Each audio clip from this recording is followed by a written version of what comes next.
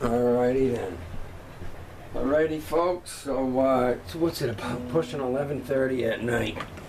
So yeah, I'm just gonna noodle with some rhythm ideas or things that I've, sketched out for pieces, instrumental pieces, or could have lyrics to them. So I've not always, but often mentioned in my videos how beneficial it is to learn the do, re, mi, fa, sol, la, ti, do on the whole fretboard. I took one key, picks all over the place. I took one key and I learned the 7 scale positions in that key. Where did that disappear to? Isn't it lovely how picks disappear? So I think years ago, about 12 years ago is when I dug in. And I think I learned it in E first. I could be wrong, but I think because it starts, open E string, why not do the do, re, mi with E?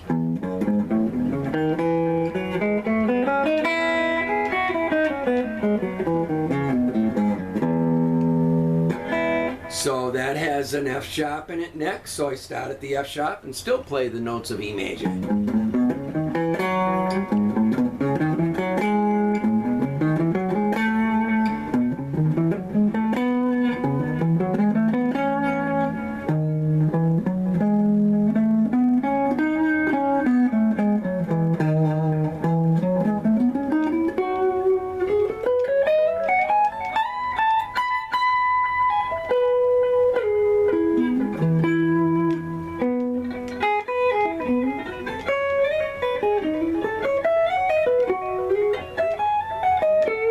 And just learned every which way that there is for E major,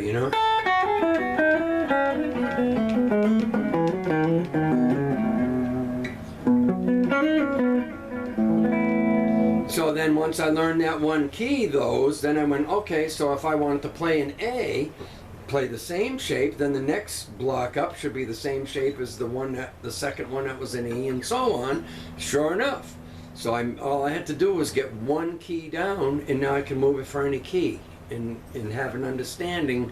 So I'm going to show you a couple things I created in the key of A. And that just came from sitting one day just playing an A chord and finding everywhere there's an A chord, whatever. There's a ton of them. Any way you can get a first, third, major third, and a 5, in any order. It doesn't have to be in that order. You could start with a 5, 1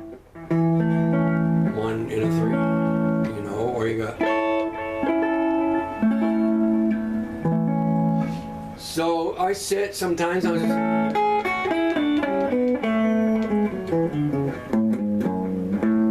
not trying to be neat or fancy.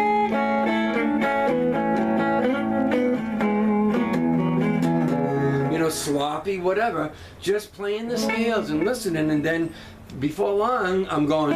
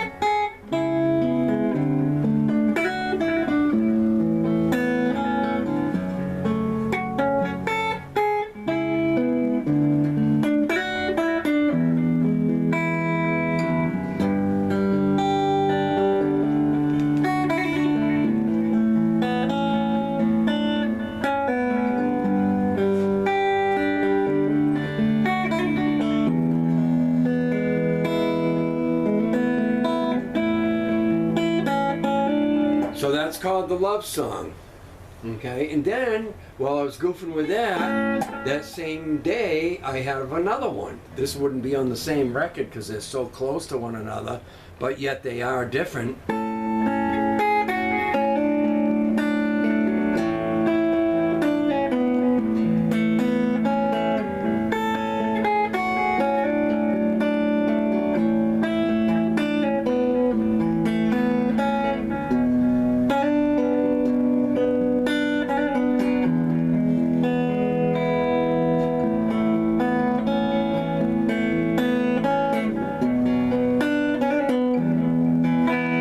That's that one, and it goes to other changes, and it goes so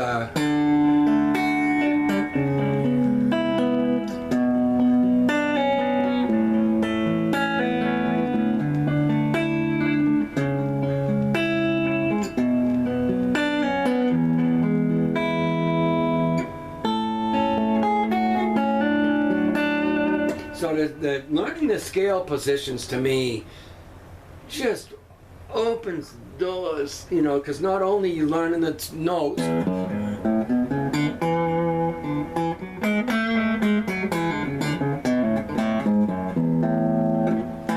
everywhere it is.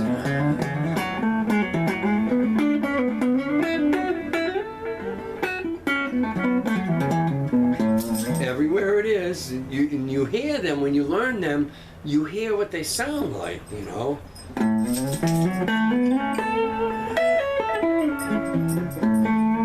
Whatever.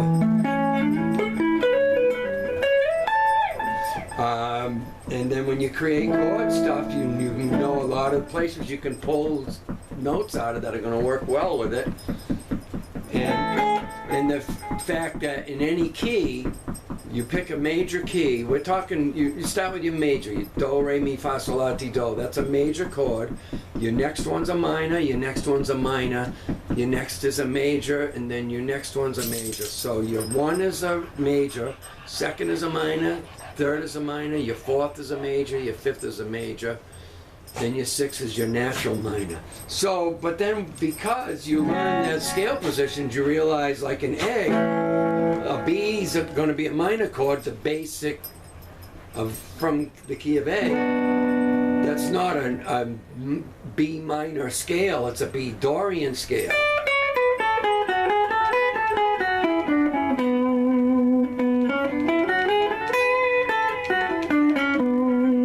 You know, you can tell, you hear it, and then the C sharp is not a natural minor scale, it's a Phrygian mode.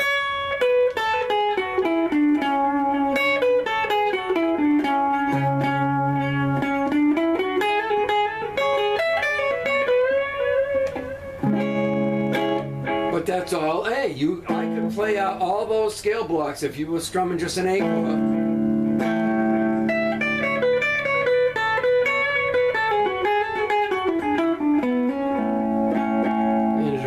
Fits dead on. It is it. So all the modes, you end up, by learning on one key, the 7 scale positions, you end up hearing what all the Ionian, Dorian, Phrygian, Lydian, Mixolydian, natural minor sounds like. And the diminished, the low crane mode. All these things come into play that when you learn them, that you can hear. And then you almost, from playing them and knowing what they sound like and then being able to move it for any key, no matter what comes on the radio anywhere, you go, oh, that sounds like, you know, such and such. And of course, a lot of stuff, you'll find some things that you might hear on the radio or even in the older recordings or whatever, that they're not quite dead on standard tuning, or they might be a half step. We know a lot of the rock and roll today, and even the country, because it's basically rock and roll, a half step down for the bigger sound, and some do a whole step, and we know there's tons of alternate tunings that bands do. Dadgad is a famous one, open G's, open E's, like the Stones and all that. But just staying with the basics, the tuning difference would be because a lot of recordings over the years they might have sped them up 2% or 3% or slowed them down after they had a finished product and just moved it a little bit like that. Today we have where you can do that and it doesn't change the pitch. You know, it'll still be 440 tuning if that's what you want. But in the older days and on a lot of recordings, they would move that to get the feel of it. Oh, that feels better right there. Well, that throws the tuning off a little bit. That's why, you know, a lot of times. So I don't want to go over 15 minutes again. That's what I just did.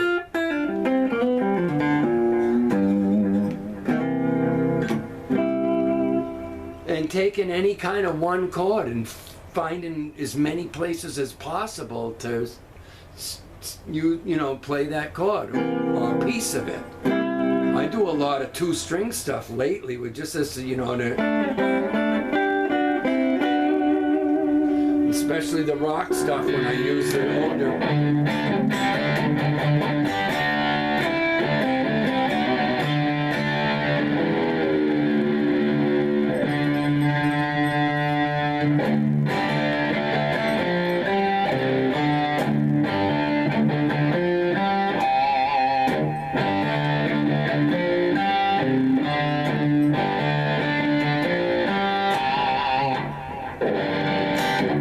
So that kind of.